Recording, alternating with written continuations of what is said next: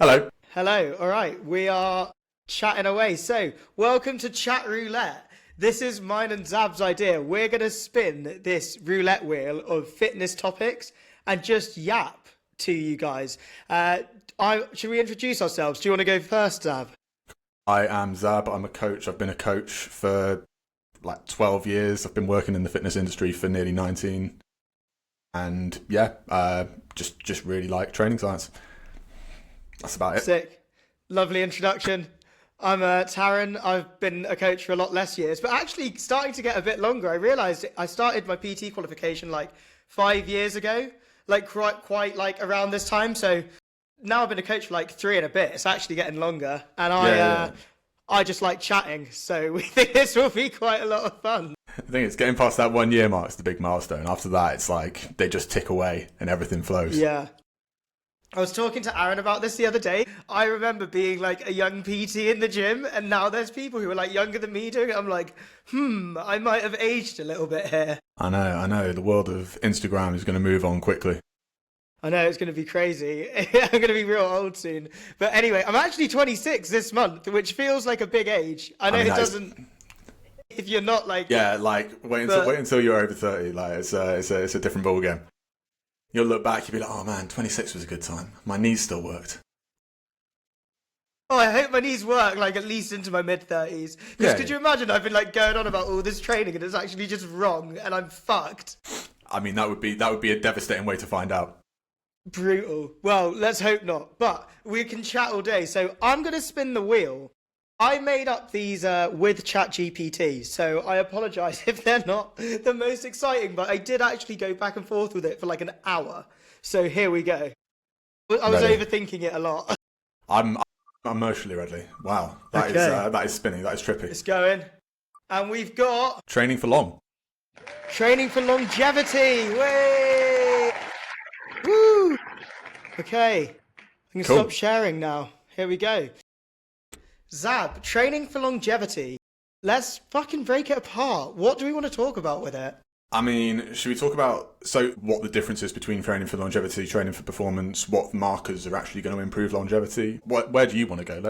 I'm ready. I don't know. I'm excited. I'm ready for anything. I think I want to talk about when people are training too soft for longevity, because you can go too easy on yourself, you can go too hard, and I do think there's definitely a conversation around performance and longevity that people miss out. And if you've got some health markers, I'm interested to hear. I don't know what I'd actually mark as my what's longevity, what's not. So I'm interested to find out about that. Okay. So if we talk about what the foundation of longevity is, typically, when we think about health and lifespan, we're looking at trying to find ways of balancing out oxidative challenge and oxidative stress. So we're trying to reduce the amount of free radicals we're producing long-term, or manage our ability to deal with free radicals long-term, to avoid the free radical theory of aging and shortening of telomeres and all of that shit.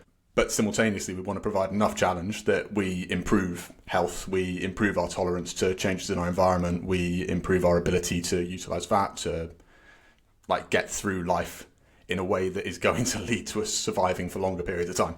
So that's the kind of balancing point. Interesting. I like that you've gone straight to cell theories of aging. For people who don't know, I used to be obsessed with this idea of not getting older. I remember as a kid I looked it up loads on Google Scholar. Surely not as much as that guy who now looks like a robot though, right? Mate, Brian Johnson's insane. I want to know if he's right.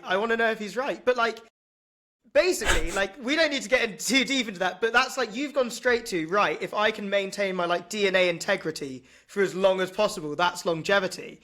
So what makes you go to that over thinking about, I just want to be 80 and feel like I'm 60? So it's the difference between longevity and, what is the other term? So lifespan and health span, right? So when we think about longevity, we're thinking about lifespan primarily. That's the go-to when we talk about longevity, but then there's health span as well. So health span, I'm with you. 80, but not actually remembering who my family are is not where I want to be. Being 70, 75, 80 years old and still being able to hike up mountains is much more the sort of life that I would want to lead. But equally, if we're going longevity, it depends. Interesting, interesting. Well, I'm just thinking training for longevity because this is where it starts getting interesting because you can think about living longer, but then Yeah. you're like, oh, but what if I just did a bit more and I lived like 3 less years, but I was a bit more of a unit for 5 of them? Like, and you start getting that like playoff. So, what do you think's more important? If we were to say, let's merge the two, because I think that's where most people's brains will go. Where are we going to start putting that weight? What are we going to think of when we start thinking about training for it? So, I mean, I suppose that's a real deep philosophical question straight away, though, right? If you're going to say, okay, what's more important to me? Is it more important to me to live a really good quality of life for a few years, or do I want to like maximize my lifespan? Like, I'm fully for the idea that we shouldn't be worried too much about living until we're 120, 130 years old, when typically we're just going to see massive fall off in our ability to perform, to live, to enjoy, and to take care of ourselves. After a certain point, there's potential that we'll be able to build systems that will look after us and mean that we can just float around as like blobs for insane numbers of years. But like that's not necessarily the life that I'm striving for. Like, I am much more in line with the whole thing of like, okay, I want to be able to perform. I want to be able to live my life. I want to be able to climb up mountains. I want to be able to explore the world. I want to be able to read and learn and engage and do all of that for as long as possible. When it comes to training and the crossover point, so like if we think about what things are going to improve our longevity, having improved cardiovascular function is going to improve your longevity. Having increased strength levels is going to increase your longevity. Is there a point where you can push that too far from a health perspective to achieve a certain performance goal? There probably is. By falling short of that, am I still going to be able to live the life that I want to live at the age of 80, 85, 90 years old? I think I'd say like, if your goal is to perform at the highest possible level at a young age and you want to be the biggest athlete, the best athlete, like achieve really cool things, like you're probably going to sacrifice a bit of longevity for that long term, right? There's going to be the whole thing. I reckon achieving greatness requires you to push further than is healthy. A little bit of me hopes it's like smoking, where if you stop before 30, it's okay. But I don't know. And I agree. I think like if you're training really hard at a young age, there is always going to be that immediate trade-off a little bit. And I don't know because I think there is that question of, is being a little bit less intense gonna affect your ability to age well? Probably not. You're actually probably better off training a little bit lighter and like not accruing injuries. Like, I've got some big injuries from where I wanted to be like really good at gymnastics and BMX and everything as a young person. And I think like, I don't know if they affect me majorly now. I would say my like abilities are pretty good, but it's been quite a fight to get there. And I imagine there's probably going to be a drop off because of that. But a little bit of me thinks maybe it doesn't matter, because how good do you need to be later on in life? Like, is that training damage that you've taken actually going to be a significant factor? Like, if it's going to predispose you to greater risk of arthritis and greater risk of other things later in life, then probably, true. Right? Like, there's that side of things. So it's, yeah, I think it's one of those things where if you are fit, if you are healthy, and you're young and you're trying to push for things, the chances are you're going to be better off than the vast majority of the population that aren't even doing anything, right, in their later years. So if you're the sort of person that is pushing a little bit too hard at the age of 25, 26, 27, trying to achieve something really cool, trying to build, like, become an athletic freak. Yeah. I think that's the line I keep seeing on Instagram somewhere. That's the line. But like, if that's your goal right now, like, chances are you get to the age of 30, 35, 40, you'll still be training relatively hard, you'll still be enjoying your training, you'll still be enjoying your life. It might have a slightly damaging effect on you, like long term, but slightly. Whereas if you compare that to the person who's smoking, drinking, eating a ridiculous amount of ultra-processed foods, not really looking after themselves in the slightest, I think on a balance, the person who's pushing themselves slightly too hard to achieve something cool is probably going to end up in a better position at the age of 70, 75, 30, 80 than the person who's, eating all the cake. 100%. And I think like you can do like that sort of athletic training well, but there's a very big difference between like you want to be competitive in a sport like jiu-jitsu and be really strong at lifting. Like, that's like kind of you're entering professional athlete territories as training, even though people don't think about it. But it's like, if you're training like 8 sessions a week, that's what a lot of world-class athletes like are doing, at least in like their like standard training seasons if they're not peaking. Like, that's pretty intense. And then you can do those kind of things where you think, okay, I do 4 days a week of like functional training. There's some cardio, or I should say GPP, but there's cardio, there's weird lifts, there's like all that sort of thing. And that is a little bit healthier, but there is this difference that sort of creeps in quite quickly. And once you start training to that accelerated level, you're right. Things can add up. It's hard to know anyone who's like got really athletic and not got injuries. I mean, you played semi-professional basketball, right? Like, but Yeah. professional basketball. Like, what was your experience training to push for that? So like when I was playing, I played Div 2 of English basketball. Like I was an okay basketball player, but like training at that point, when I was at college, I was training 8 times a week, playing 2 matches a week. When I was at uni, I was training 5 times a week and playing 2 matches a week. But then on top of that, it was all the gym stuff that was going alongside it. So I was probably doing another 5 gym sessions a week, pretty much every. And obviously that undulates over the course of a year because when you're in your off season, you're pushing really hard gym wise. When you're in your in season training, you're training a little bit. You're not necessarily pushing anywhere near maximum. You're not trying to break any records. You're not trying to improve your performance. You're just trying to maintain your performance as much as you possibly can. But even in that scenario, I'm still like when I was at college, I was still training for what? If we say 8 sessions a week, 2 hours of a session for basketball, plus 2 matches a week, that's another 2 hours each month. And then probably another 5 hours to 7.5 hours in the gym. And you're just like, okay, right, that's quite a lot of time spent training. That's like 35 hours plus. It's a lot of training. Yeah, It's like a full-time job. But it was as well, like, I was 16, 17 years old, waking up at 5:30 in the morning to then get a train to Filton, to go to college, to play basketball in the morning before then having a shower, going to college, going through college, finishing my college day, staying for another hour, playing for 2 hours, going to the gym after that, somehow trying to grab some chicken from Sainsbury's to munch on to get my protein intake. Just a rotisserie chicken, right? And then like working 2 days a week on top of that, and you're like, okay, cool, that's easily a 70-hour week just spent, and that's probably that's a not lot done of me stress too on the many body favours. as well. There's a lot of stress on the body, and like you do just get a higher injury risk when you're pushing your body that hard, right? It's just one of those things that happens. I bet you don't know many people who didn't pick up something. I think it comes down to like when you're younger as well, like, and you're really pushing, you're constantly exposing yourself to more and more load.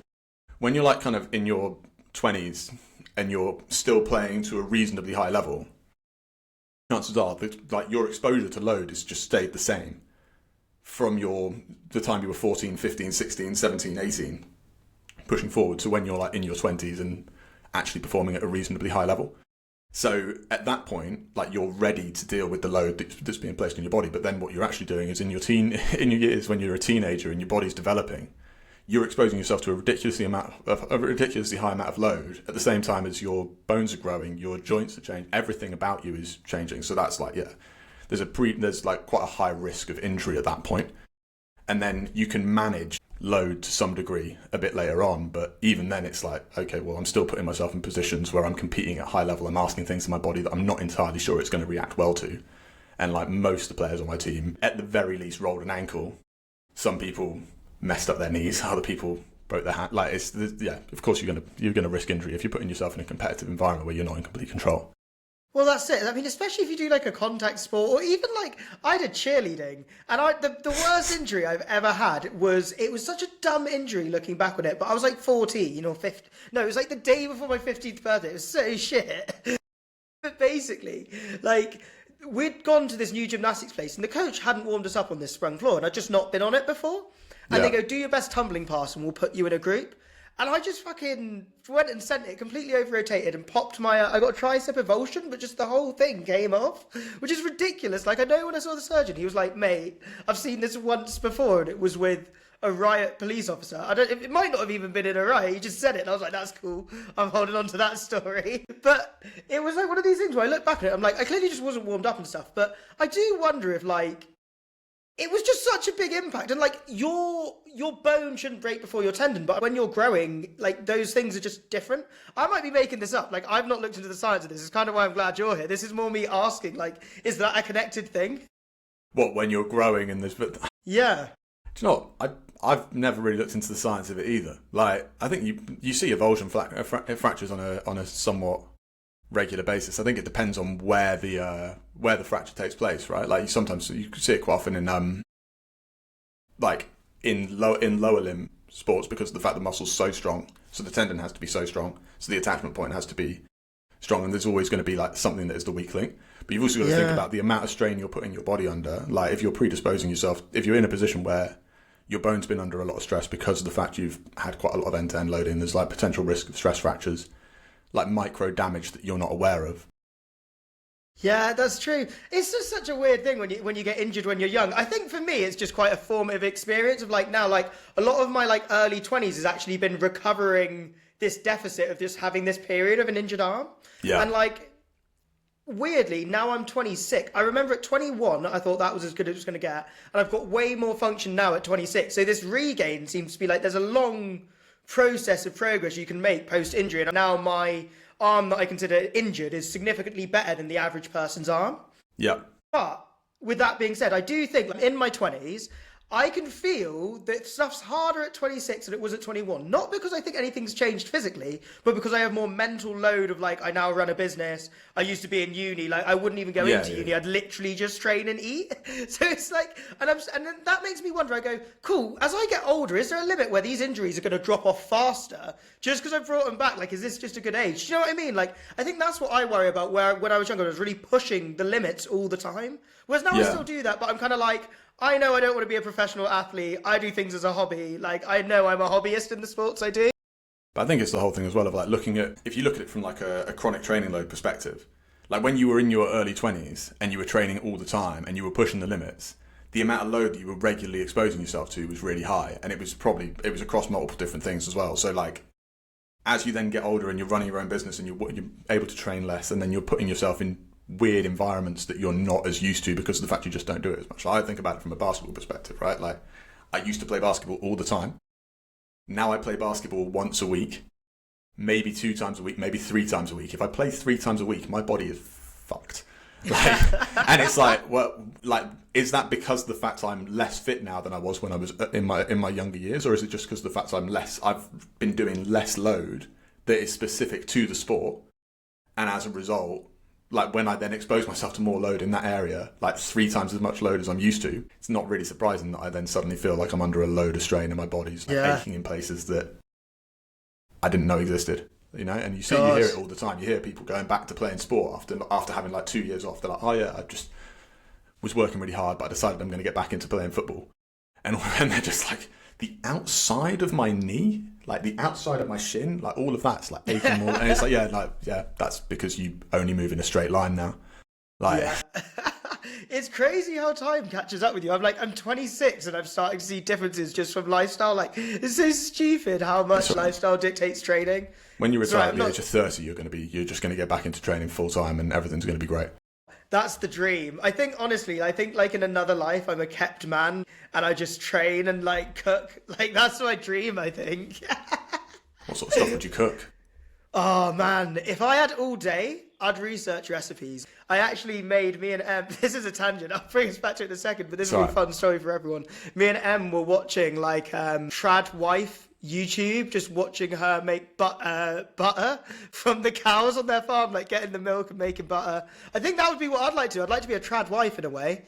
Like, start making your own butter. Butter and foraging then make your own.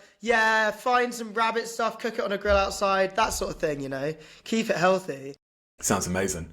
Sounds like you need to buy a plot of land in Portugal and have your own well and that's the dream. Hunt. This is my like vision of the future. But anyway, let's get back to it. So we have digressed a lot.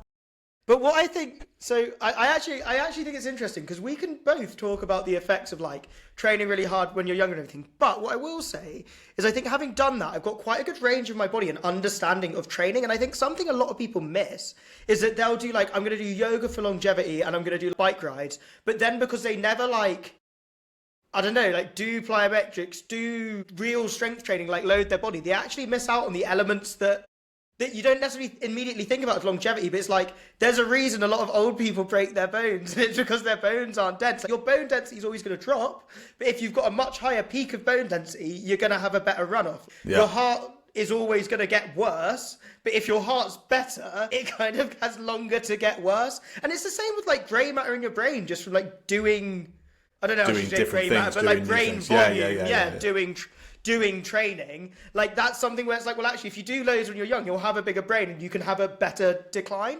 But I mean, I think a lot of people actually keep it too limited. And I will say I'm one of the people who probably pushes it a bit far. Like, I'm not one of the, I'm going to train 4 days a week sensibly crowd and do some active recovery. I do train like 7 days a week because I like it. But you know what I mean? Like, you can do it sensibly. But I think if you do the yoga and the walk, like, I think you're as fucked as the people who push it way too far.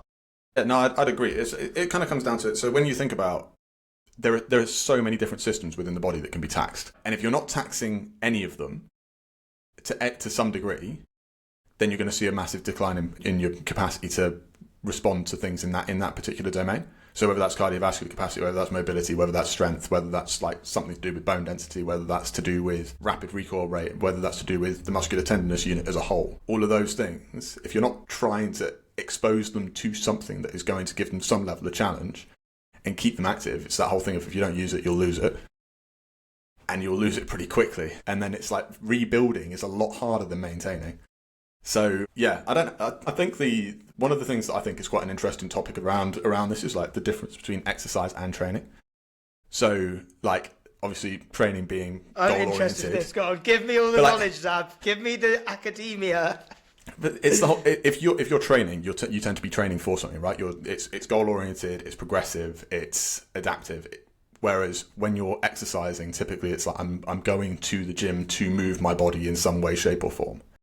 Right, and it's not necessarily goal-oriented, but that doesn't mean that it's not challenging. And so you could do plyometrics within an exercise protocol. You could run, like you could improve cardiovascular health within an exercise protocol. You can do things that maintain your physiological capacity without necessarily pushing and developing your physiological capacity. So the training side of things is much more like, okay, right, I'm goal-oriented. I'm trying to achieve something pretty cool. How hard can I push? How much stress can I put my body under without it breaking and create adaptation? Whereas the other side of it is like, okay, am I providing enough of a stimulus to maintain total health? And like when it comes to things like you said, like a lot of people will just go, okay, well, I'm going to do yoga because it's going to keep me mobile, it's going to keep me supple, it's going to keep my muscles like relatively strong, and I'm going to jump on the bike to improve my cardiovascular capacity. But as a result of that, they're limited in terms of strength output, they're limited in terms of speed, they're limited in terms of like so many other things, impact tolerance, all of that. So yeah, if you are going to just exercise, make sure that exercise is relatively broad and make sure that it targets everything. The other one, there's like that's the whole argument around, yeah. But like, so the other two things, like, so the health of the muscular tenderness unit and exposing yourself to different speeds. So different speeds of movement. Should you do isometric training? Should you do eccentric training? Should you do rapid plyometric stuff? What's the difference? What's the value of each of those?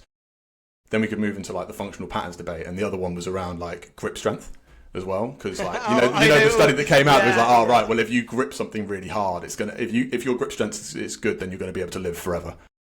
And it's like, well, what does that actually mean? Where does that take us? But like, which of those do you think is the kind of one that you want to talk about first?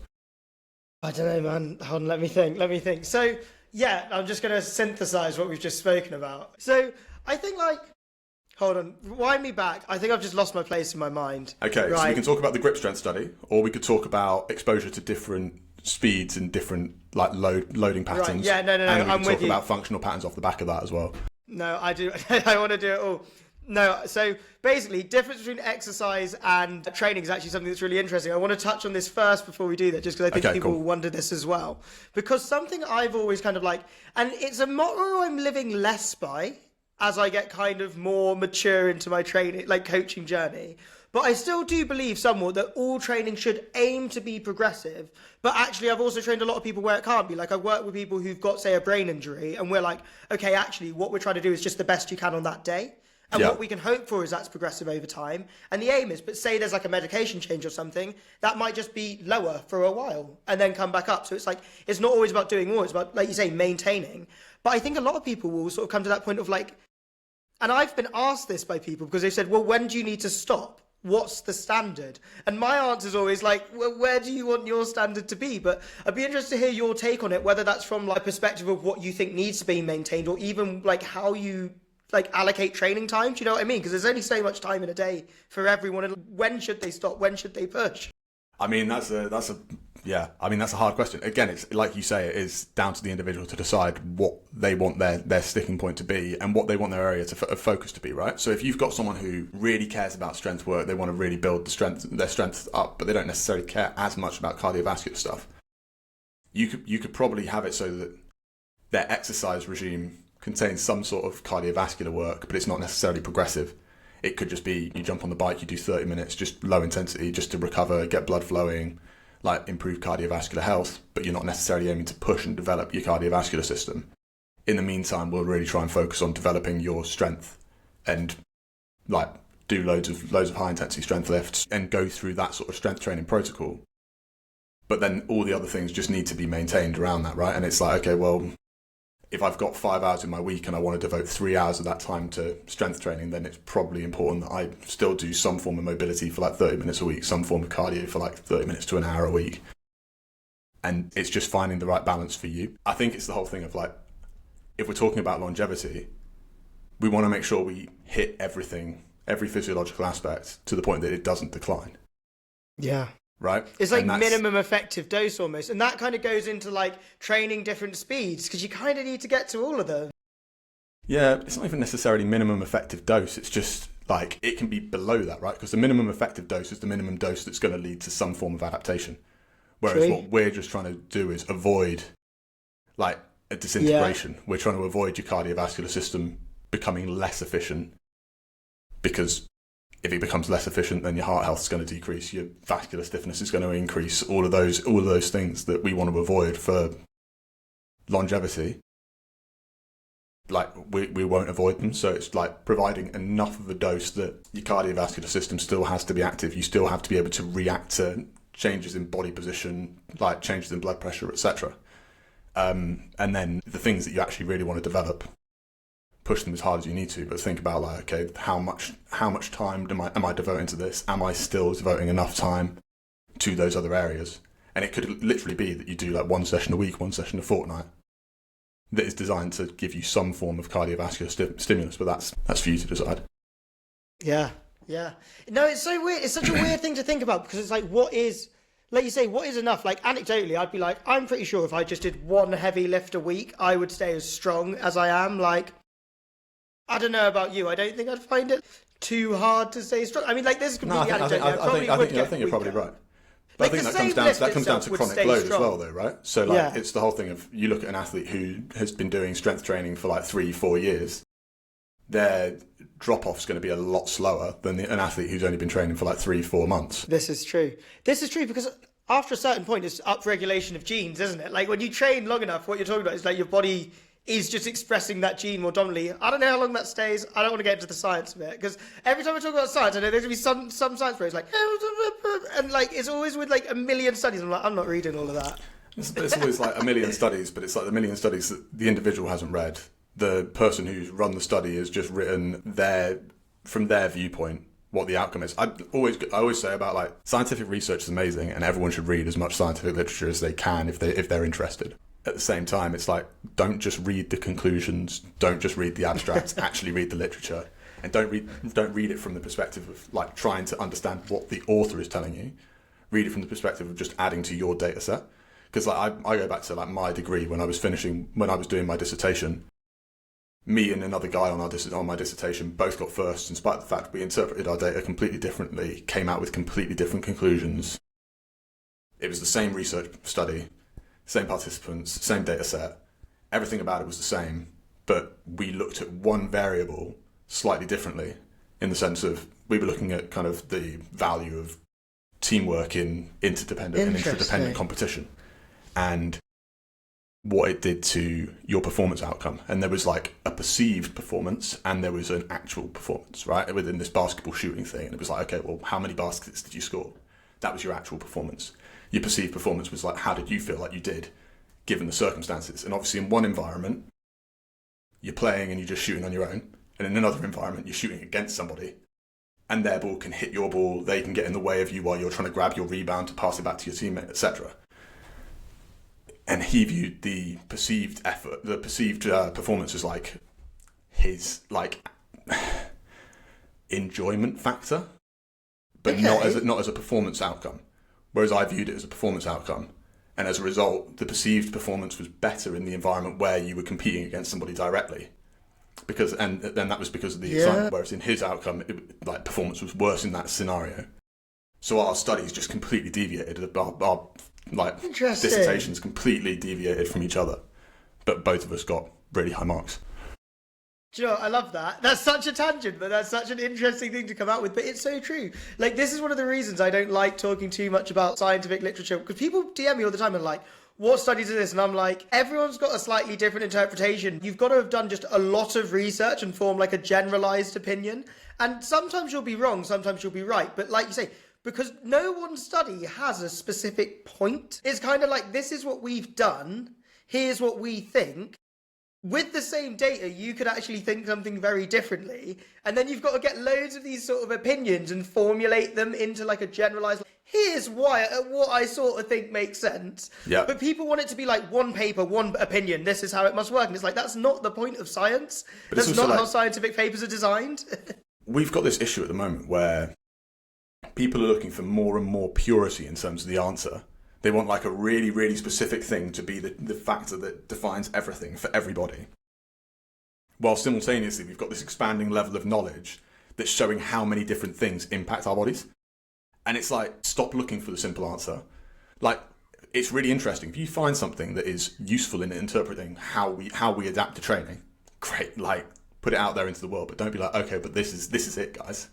It's like the mechanical tension argument around hypertrophy. It's like, yeah, okay, cool. Or the lengthened partials, like, these are really, really, like, this is the most important thing you're going to do. It doesn't matter, mate. Just, like, lift some weight and train hard. I was actually talking to a coach, Tim, and he was a coach actually at Different Breed, Tim. Yeah. You know Tim. I do know Tim from my degree. You know Tim. Yeah. He's a legend. But, we were chatting about it this morning, and he was just like, some people just don't want to train hard. Like, they want to find, like, these scientific principles that are going to give them the bonus and stuff. And he's like, but they've got no right using it because they've forgotten. They're just not training hard. And he's like, literally nothing else matters. Like, and he's like, obviously there are nuances. I was like, that's so true. Like, people are trying to implement all these different things, and they want to be like, do I use this type of set or this EMOM or that exercise? And it's like, mate, just literally pick up something heavy and do it a few times. And then, like, do it again next week. The whole paralysis through analysis thing is a massive problem. Like, it's the whole thing of, like, the more knowledge you have, the better skills you're going to have to create a program, to understand why a program might not be working. But if you're not doing the program in the first place, you can't establish what the problem is. You just got to go, okay, cool. What am I doing now? How do I make it a little bit harder? Like, and that's basically and then if something's hurting or if something's not working or if you're seeing a drop in your performance, then it's okay, which bit of this is wrong? And the more you read, the better you're going to be at interpreting that. But in the grand scheme of things, train hard, so just train hard, heavy, jump around a bit, run around a lot. And for longevity, don't train as hard. Yeah, do that, but like slightly less hard. Yeah. Like maybe 50%. Yeah, like Tom Platz, where he's like, go to the edge of tendon tear, do like 20% less of that, and go to the like, my muscles are kind of sore and my tendons have been given like a nice stimulus and I feel good. Yep, exactly that. If you start seeing your muscles tearing through your skin, then it's like, okay, cool, you've probably gone a little too hard for longevity. Yeah, like you shouldn't need. I also think like you shouldn't need steroids to do your training. That's like advice I think everyone should have. If you're training for longevity, you shouldn't need steroids. Like you. But if you're training for health, full stop, right? Like if you're training for performance, like you might want to, but like even then, I think it's like if you're training for normal levels of performance, don't really need to be thinking about it at all. Yeah, like I think because the reason I want to say that is because I got DM'd once by this 17-year-old. This has stuck with me because when I like first started getting into online like Instagram stuff, and it was like the first weird interaction I had, and now I'm a bit more like, oh, people just don't have a good relationship with steroids. But he was like, oh mate, I've been doing my training plan for 9 months and my physique isn't what I want it to be like. I'm thinking about taking this cycle. Do you think it's a good idea? And I was like, well, obviously not. Have you thought about just doing it for like 10 more years? But there's the whole flip side of the narrative, right, where we call out people for being fake natties, and as a result, everyone who looks in any way, shape or form like they're in good shape gets called a fake natty. And then everyone thinks, well, the only way that you look in any way, shape or form like someone who is athletic is by jumping on a cycle, because all these people who are telling me they're not on a cycle, I'm being told they are on a cycle. And I'm being told what cycle they're on, so therefore, like, I have to do it. Like it's the weird world. It is like you can look really good and you can be pretty damn athletic and like not do steroids, and like you can do that to like pretty elite levels of performance. So if you want to just live well and you want to train in like a sensible range you should be able to, with basically like decent nutrition, I'm talking like whole foods and a decent amount of protein, maybe a vitamin D if you live in England. Maybe 2 vitamin Ds if you live in England. Yeah, 7 to 9 Especially hours. if you're Spanish. 7 to 9 hours of sleep a night, and like just not training like an idiot, you should be able to recover from any training you're doing that is like aligned with longevity or even pretty decent performance. Yeah, no, I 100% agree. Like, it's that whole thing as well of like the second you'd start turning around, you're going, okay, well, I'm training for health. Why am I considering doing this thing that has loads of potential side effects that aren't good for my health?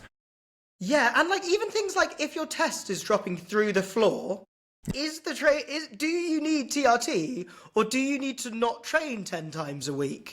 Do you need to sleep more? Do you need to eat better? Like, do you need to stop drinking? Do you need to think about like other lifestyle factors before you go, yeah, no, I'm 20 years old, my test levels have dropped, I need to jump on a cycle? Yeah, because like I've not really researched it that much because I'm hoping I've still got quite a few years to it, but like to my rough understanding, like testosterone shouldn't just actually tank through the floor at 35. I think that's a myth that's kind of been perpetuated because it's normal in society. Yeah. But I don't think that's the normal state of a healthy human being. Someone who trains hard, lives well, sleeps well, doesn't get too stressed out by work, like, yeah, you'd assume they can just maintain their testosterone levels for a little bit longer than that at least. Look, some of the MMA coaches I've trained with who are like 65, fill me in. There's no way you're telling me they're somehow like as athletic as me as a 26-year-old without having testosterone. Like, there's no way it's gone through the floor. I think Yeah, they've a more. lot of people would call them out as fake natties. I mean, they might be. You never know with martial arts, right?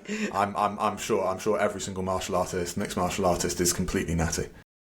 Oh, I don't know. You ever seen Alistair Overeem in his prime go back to Pride? Yeah. No, but I think though, but I know there's definitely I can think of like so many who I know are older, and I'm like, I just don't think they're juicing enough, but they're so good, and you just think like Alex Volkanovski isn't old, but like I feel like he isn't juicing. And he's 37 and he's doing He doesn't pretty look good. massive, right? Like there's people that you're like, okay, there is literally no way that you're natural. Like the Liver King argument when that was all the rage was just like, I used to want to believe it. Absolutely. Though. I wanted to believe it. Of course you did. Everyone wants to believe it because everyone wants to be like, oh well, I could get there. Yeah, but imagine if you could just eat raw meat and it solved everything. I mean, that would be the dream. Just oh my god. Just go out, kill a deer. Don't eat do it. that. Yeah. Venison for lunch and dinner. No breakfast because you've got to fast. Yeah, and Maybe you've got to make sure you honey. eat the testicles before you go to sleep. And sun. Don't forget the whole thing around sunning. That's the other essential. I actually do sit in the sun a lot, to be fair, so I will still die on I'm that hill imagining with you're not Liver sunning King. the way that Liver King was talking about sunning, though. I'm imagining you're not anus to the sky, like... I've never done anus to the sky sunning, but I do feel like it might be a thing. Like, I feel like it'd feel nice, at least. I'm sure it would feel absolutely excellent. I'm sure, everyone witnessing it would love it as well. It's a whole... It'd be a gift to the world. Oh, it could always... Yeah, it takes away from that line about the sun not shining certain places. Yeah, I got distracted about bum chat there. Like, Yeah, I forgot what we were talking about. We were doing... yeah, like some older athletes, like I'm pretty sure they still have pretty good testosterone. Yeah, regardless. I'm sure you've got some people who are in their 60s that are still absolutely fine. I think it's like, it's not this rapid rate of decline. It will be a linear rate of decline. Yeah. And if there's a rapid rate of decline, it suggests that something is awry with the way that you're living your life.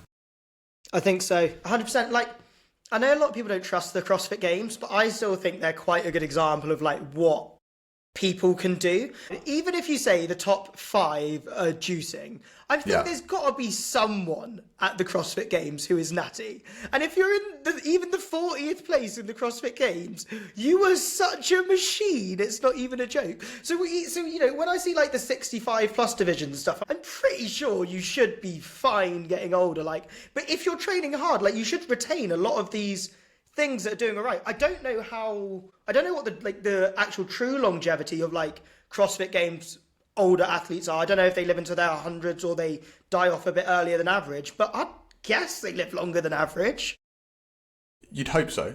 I think they put their bodies through quite a lot of strain. That's the thing, and that's where you start getting the question of how much training is too much training. I like to think they'd do better.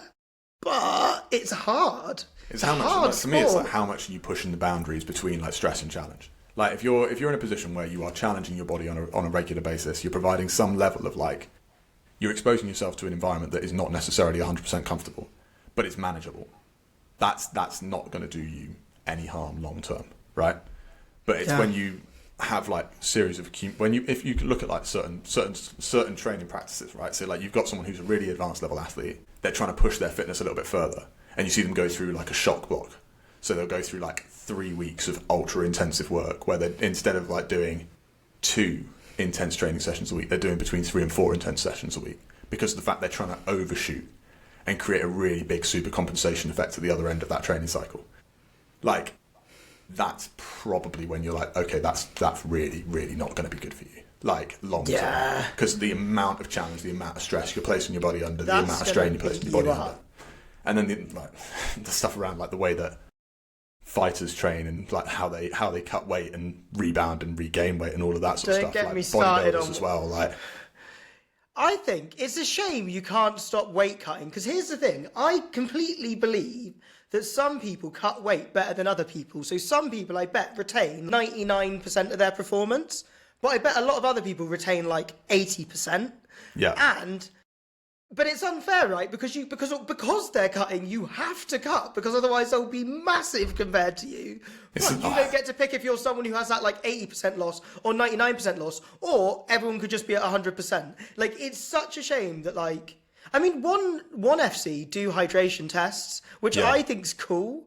I would love to say that I'm more interested in one championship. I am still significantly more interested in the UFC, but I wish they did hydration tests, because I just think it would see better combat. I think like a double weigh-in approach would work quite well as well, right? So one of the, like, you could turn around and you could say the best way to make sure that everyone is actually on weight and optimizing performance at the same time is by weighing them just ahead of the fight, right? If you weigh in just ahead of the fight, then you're in a position where you can't really cut weight, because it's going to be too dangerous for you, and you're not going to have the opportunity to replenish and improve your performance and get any of the performance benefits of a weight cut doing it when you're cutting just ahead of the fight.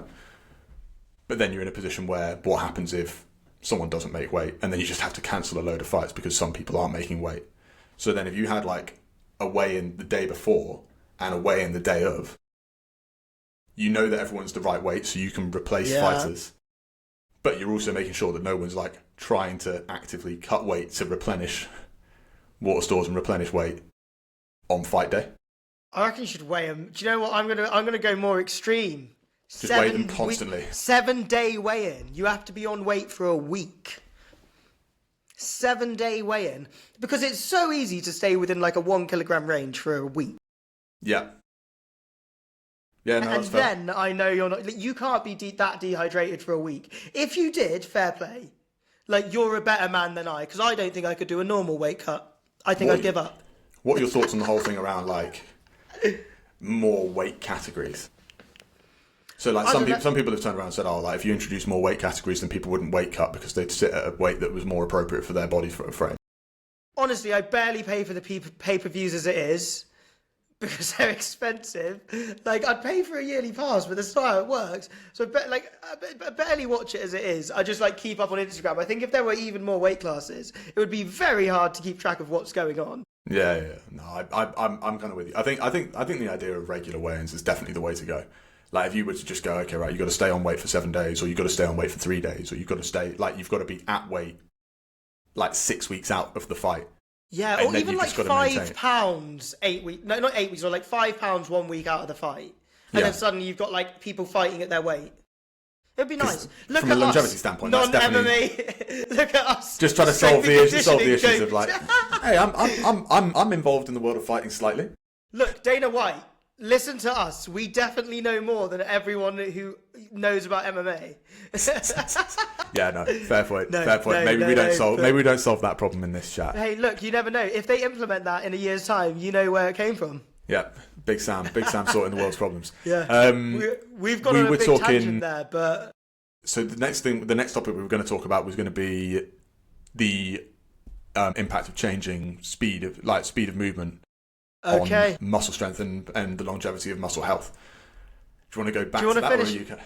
Or do you want to finish? I feel like we've given them what they need to know. I don't know. They can tell us in the comments. I feel like we've given them their money's worth. Because this is what Chat Roulette's about. We said we were going to do this, Ab. We were going to spin the wheel. And we were going to chat for 30 minutes and we were going to go, yeah. And we were going to see what happens. And I think we covered longevity. I think we lifted it up. We lifted it down.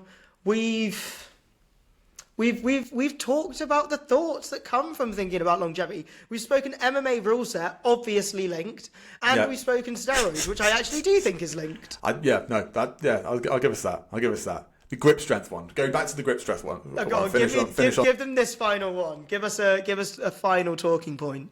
Right. This comes back to the whole thing around finding one thing that is the answer to all of our problems with a research paper. And it was this study that basically said, if your grip strength improves, if you've got better grip strength later in life, then it's going to improve longevity. And everyone then started going, okay, well, how do I train my grip strength? And it's like, it's missing the point that grip strength, like anyone who's done any kind of research into like grip strength will know that grip strength is really heavily linked to upper body strength, full body strength, but also central nervous system health, because if your central nervous system's fried, then you can't grip anything, which is why like most people struggle to deadlift 2 days in a row. But like, it's by looking at it and going, okay, right, well, we found this variable is linked to this outcome, so therefore from this point forward we need to amend this variable and this variable only, when actually like it's just a sign that overall health, a reduction in stress and an improvement in strength are all linked to improvements in longevity. And it's just that's kind of, so like that's the sort of thing that like you'll see in the science and in the literature that's like gets blown way out of proportion. I was going to say this links back directly to what I mean about how like I don't think people should take study for answer, because it's a really good study, because like you say, what it shows really kind of like definitively, if you're generally stronger, you're going to do better, and that's a good thing to know. Yeah. But if you were morbidly obese and you train grippers like twice, I mean, you might live for longer. Wait, this is a niche example. If you were, I don't know, you can't see my hands. I was doing grippers above us like Mr. Crab hands. They were beautiful. But if you were morbidly obese, right, and you were training grip, literally just 3 sets to failure of a max rep, you would still die earlier, significantly earlier than the average person, but you would still have probably one of the better grip strengths in the world. You may live slightly longer than another equally as obese person who didn't do that. You might live a marginal amount longer because you are pumping blood and stuff. But it's not, I don't think it would even be years. I think you're talking like minutes. Yeah. No, so I feel like that's probably a good place to end it. Because I'm now like running off on tangents about functional patterns and about sauna use and about cold plunges and all of that jazz as well. And it's just whether or not people should intermittently fast, whether or not people should go keto. Well, we can put some of these topics on the next Chat Roulette. So we actually haven't decided this yet. Xab had never seen the Chat Roulette wheel, but he did come up with the name. I just made the wheel. But what I think we should do is we should change the topics every week. So what I did is I just put in a bunch of topics I thought would be a laugh to have a chat about. And next week's list is to be determined. So we can put on there ice baths, functional patterns. What other ones have you got? Have you got any more? You can give us a couple. I'll jump in a couple. What is training load? What is training load? I like that. Are all exercises equal? Okay, I like that. Yeah, I feel like those 4, and then maybe we could get a couple from the comments. Yeah, comment down below, guys, some questions. And do you know what we should do? If we start doing more of these, we should do 2 a week. One that's always comment ones. And this is a tangent again. I'm gonna end this. This was Chat Roulette, guys. I hope you enjoyed it. Leave some questions in the comments, and we will catch you next week. Take care. I don't know if we're gonna do it next week. That was just instinct. We'll catch you at some point. At some point in the not too distant future. Goodbye.